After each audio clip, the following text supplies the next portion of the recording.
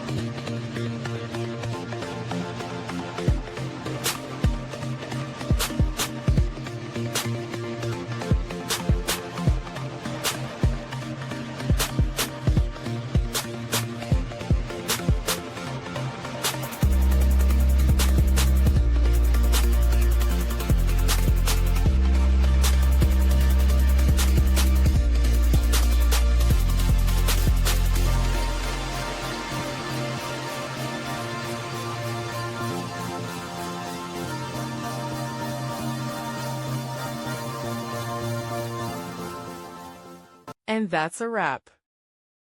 I hope you found the answer you were looking for. If you did, take a second to hit that subscribe button. It really helps out. And let me know in the comments which solution worked best for you. See you next time in the debug zone.